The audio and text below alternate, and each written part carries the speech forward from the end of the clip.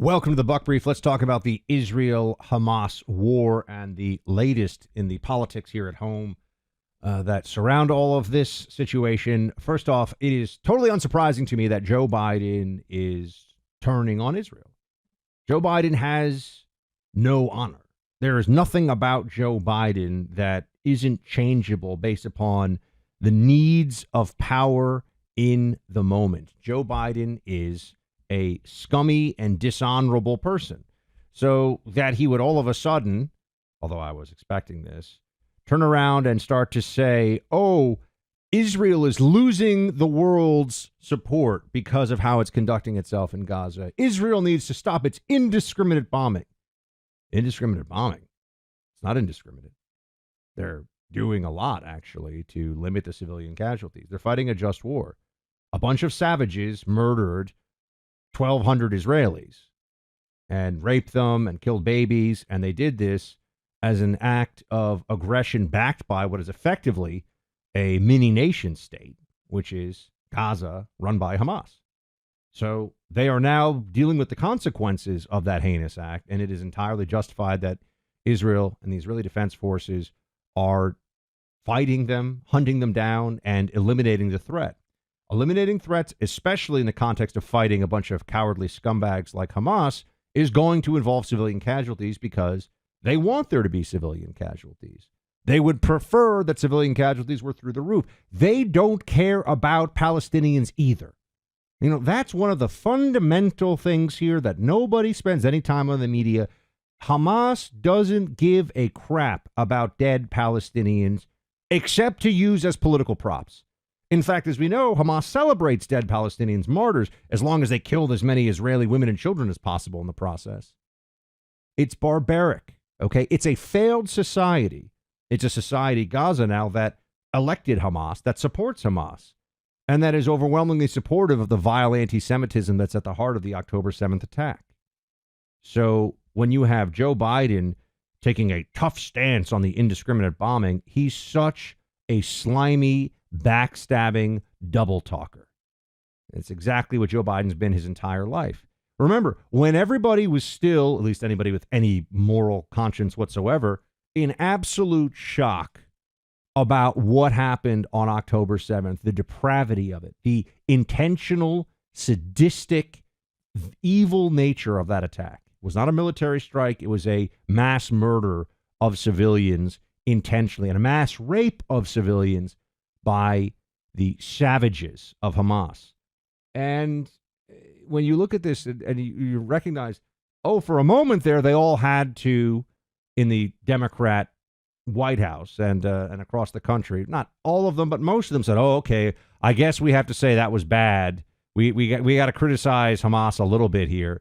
But it was just a matter of time before they were going to start playing both sides of it.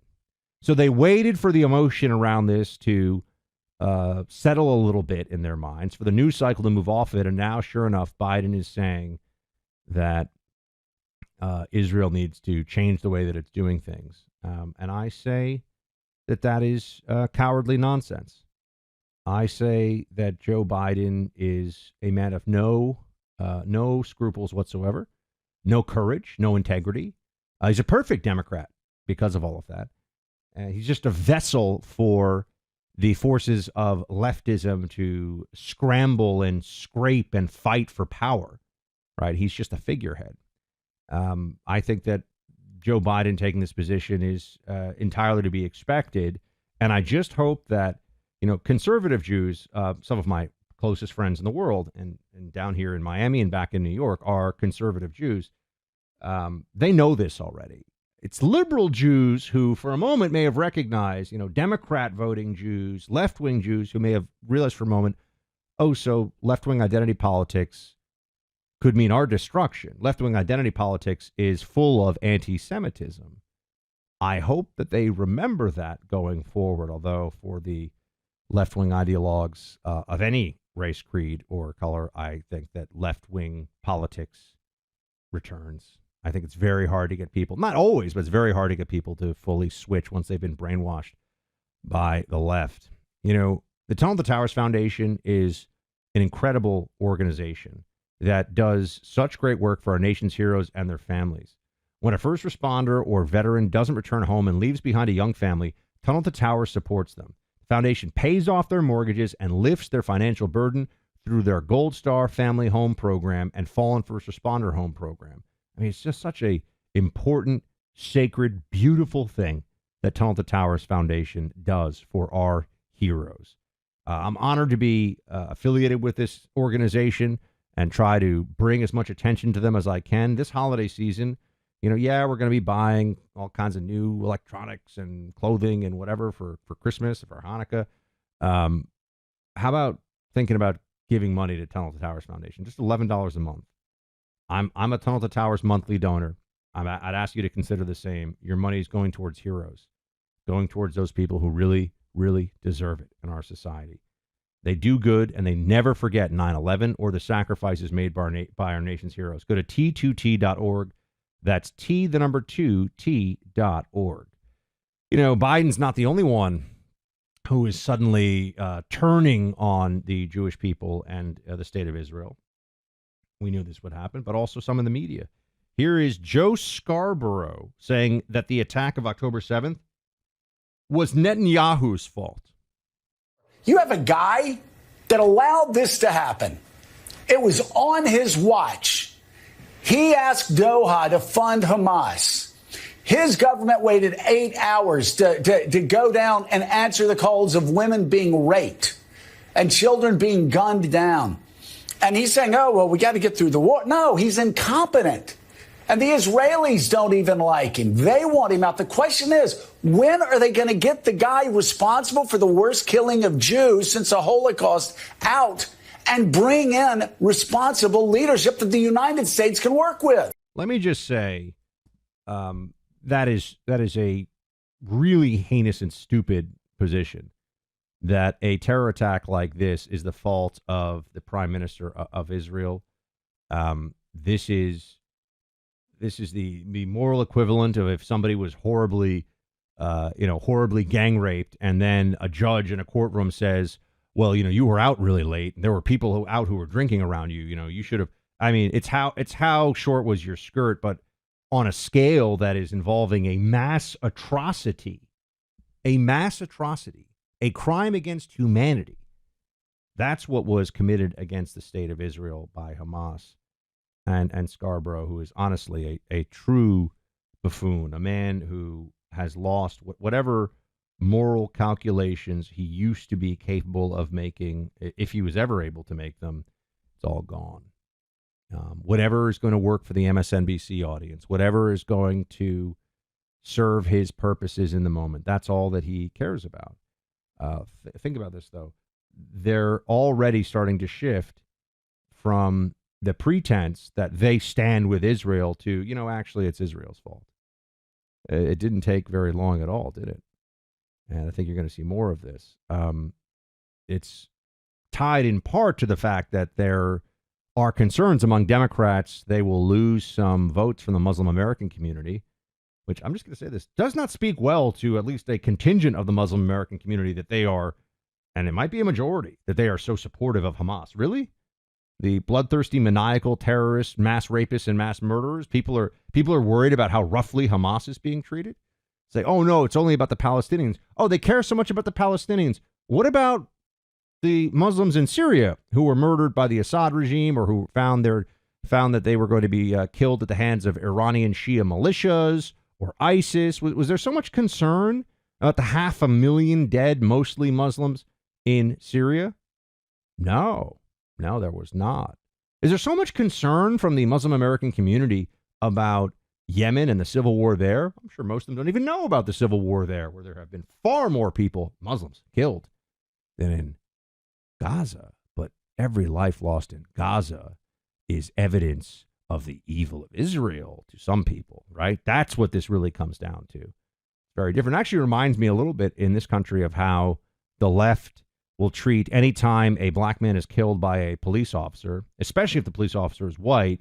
That is an opportunity for a national conversation. It's a horrific tragedy. Even if the guy was legally shot, like in the case of Mike Brown and Ferguson, they still will create a huge issue of it. But the hundreds and hundreds of murders that are going on a weekly basis, overwhelmingly in places like Chicago, It is young black men killing young black men. That is something BLM does not talk about. Those murders, those deaths, those lives lost somehow just don't really matter the same way. So we all see that. We all understand what's going on. There is a resentment that is at the heart of who is caring about what lives lost, right? There is a resentment that you cannot escape that is very much central to this. But what's Israel going to do about Hamas next? I want to tell you about it, but hold on a second. For those paying attention to technology, the AI revolution is going to be huge, okay? You already know this. Look at some stocks like NVIDIA. They've had huge moves in the past year, and there's a lot more out there. Google's in on this. I mean, AI is the future when you're talking about tech. That's why there's also the possibility that if you know where to invest your money, you could make a lot by riding the AI revolution. Colin Teddards is a guy who really understands this stuff. He's been following tech for years, and he's made some incredible calls. You know, just in the last year, for example, he recommended a software company that uses AI that's up 200%. And anyone who listened to Colin had a chance to more than double their money in less than a year. He's now recommending a new AI-based company that he says could do even better. And he's found a way for you to profit from this new AI project right from your brokerage account. Go to newaiproject.com to learn more. That's newaiproject.com, paid for by Brownstone Research. Now, what is Israel going to do about all of this? Well, they're filling the tunnel system, 300 miles of tunnels in Gaza. They are filling the tunnel system with water, seawater. Which will render them unusable in time and perhaps even have some lethal effect depending on how much water in certain places. And to this I say, I applaud Israel's ingenuity. They shouldn't have to send soldiers into this tunnel system to be ambushed or to suffer grievous wounds or death from IEDs planted everywhere, improvised explosive devices. No, they should absolutely. This to me is similar to in the Second World War, U.S. forces, as you know, if you've ever seen a movie about the Pacific Theater, were using flamethrowers because Japanese soldiers were dug into bunkers and refused surrender. And so now flamethrower is obviously a particularly awful and heinous way to go. It's why they're banned by the Geneva Convention. But the decision was made at that point in time to use whatever means necessary to save as many lives as possible on the American side. And that's also what led us to dropping the atomic bomb. I mean, we've looked at these on Hiroshima and Nagasaki. We've looked at these situations in the past and understood that it is not moral when the other side is evil to lose your own people because you're trying to play nice. It's a battlefield. It's warfare. It's horrible. It is inherently awful. And the Israelis do a lot to be humanitarian in what is an inhumane situation, which is warfare. That's why when I saw people sharing the photos of Hamas fighters who were stripped of their underwear, so they can't wear suicide vests. Don't be a terrorist. They weren't, being electrocuted and they weren't being mutilated and abused. They weren't being raped like Hamas did to so many people. No, they were in their underwear. Well, they don't want people using suicide bombs to kill a lot of Israelis. Those Israeli soldiers want to go home to their families. Too bad, Hamas. Too bad. I think all of this stuff is very clear. There's not really a lot of gray here for the people. They just shut down some freeway in Los Angeles earlier this week. And this is 101, like the main freeway. Free Palestine and, and start a ceasefire or whatever. These people are out of their minds. Out of their minds. The ceasefire begins when the Israeli hostages are home and everybody in Hamas is in prison or dead. There you go. That's when a ceasefire can happen. You got to have energy to get the most out of each day and to do what you want to do. And that is a little tougher as you get older. I'm already there. Your testosterone levels over time start to drop. Your energy starts to fade. But there's something you can do about it. Chalk's Male Vitality Stack, something I really want you to consider. Chalk's an amazing company based in Texas, run by a patriot, run by a friend of mine. And he believes in the best ingredients for the best healthful outcomes for you. And that's what Chalk uses. The leading ingredient in Chalk's Male Vitality Stack has been proven in studies to replenish up to 20% of testosterone in just 3 months' time. So get yours today at chalk.com. Use my name, Buck. Save 35% off your subscription for life. That's chalk, CHOQ.com.